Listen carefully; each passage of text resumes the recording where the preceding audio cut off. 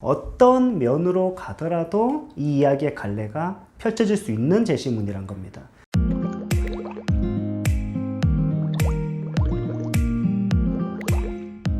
네, 안녕하세요. 레스포케아트 연극영화학원 원장 이상민입니다. 기출 분석이 좀 반응이 좋아서 이번에도 기출 분석을 하나 준비했고요. 가장 베이직한 형태의 기출 문제를 가지고 왔습니다. 2019년도 단국대 기출 문제인데요. 한번 볼까요? 일단은 큰 틀에서부터 좀 말씀을 드리면 창의적으로 가는 게 좋은지 아니면 좀 안정적으로 가는 게 좋은지에 대한 질문이 있는데 정답은 둘 다 가능하다. 실제로 합격생들을 보면은 딱 절반입니다. 좀 과감하게 가셔도 좋고 좀 안정적으로 가지만 디테일에 좀 충실해도 좋다.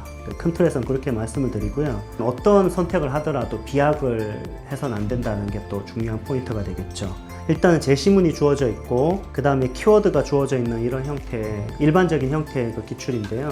이 기출 문제를 좀 자세히 분석을 해보면요, 세 가지 측면에서 열린 구조라고 할 수 있는데 첫 번째로 열린 공간입니다. 열린 공간 한번 볼까요? 이 식당은 뚜껑이 닫힌 상자와도 같다. 식당이라는 공간이 어떻게 활용할지가 중요한 건데 열려 있습니다. 창의적으로 활용할 수 있는 여지가 있는 공간이라고 할 수 있겠죠. 또 좀 더 볼까요?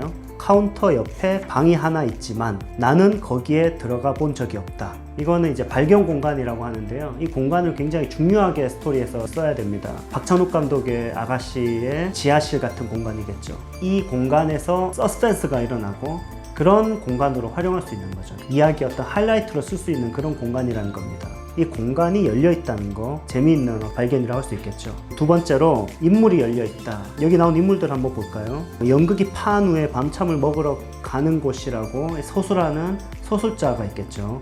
그 다음에 순경들, 배가 고픈 여행자들, 그리고 이 제시문에서 중요하게 다뤄야 될 캐릭터가 나옵니다. 식당 여주인이다. 이 식당 여주인을 어떻게 활용하는지가 또 교수님들이 굉장히 궁금해하는 포인트 중에 하나입니다. 여기 나오는 인물들을 여러분들이 상상력을 발휘해서 이야기를 펼쳐나가는 게 바로 여러분들이 이 기출을 풀어가는 방법입니다. 그리고 이제 세 번째가 바로 열린 형식인데요. 제가 봤을 때 가장 중요한 점은 형식적인 응용이 되게 중요하다고 봅니다. 이 글을 자세히 보면 연극이 파했다, 국밥이다, 순경이라든지 이런 단어들을 봤을 때는 굉장히 현실적인 배경인 것 같죠. 현실적인 어떤 이야기로 끌고 가도 당연히 됩니다. 그런데 배가 고픈 여행자들, 불투명한 창문과 문의 유리들, 이런 부분을 봤을 때는 어떤 면에서는 이 글의 형식을 실존적이거나 또는 SF 같은 형식적인 걸로 가도 괜찮아 보이죠. 그렇게 이 형식적 응용이 가능하다는 게 어떻게 보면 이 제시문의 가장 중요한 점입니다. 어떤 면으로 가더라도 이 이야기의 갈래가 펼쳐질 수 있는 제시문이란 겁니다.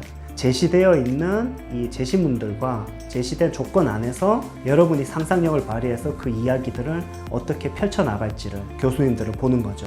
그래서 여러분들이 세 가지 측면에서 이 기출을 잘 살펴보시면 큰 도움이 될 겁니다. 제가 봤을 때는 이 이야기들을 충분히 잘 활용했다면은 여러분이 하고 싶은 이야기를 과감하게 하되 여기 나와 있는 제시문들의 요소들을 잘 활용해서 이야기를 펼쳐나가는 게 포인트라고 할 수 있겠습니다. 그리고 이제 마지막으로 이 기출에 대해서 하나만 더 말씀드린 키워드가 주어져 있죠. 키워드가 카운터, 휴지통, 벽걸이 팁인데 역할 분배가 되게 중요합니다. 이 세 가지를 잘 활용해야 되는데 하나는 이야기의 전개에 있어서 활용하고 하나는 캐릭터의 성격이라든지 또는 캐릭터 행동을 부각시켜주는 도구로 썼다면 고득점할 수 있는 포인트라고 제가 굉장히 중요한 노하우를 알려드리면서 오늘 영상을 마치도록 하겠습니다. 감사합니다.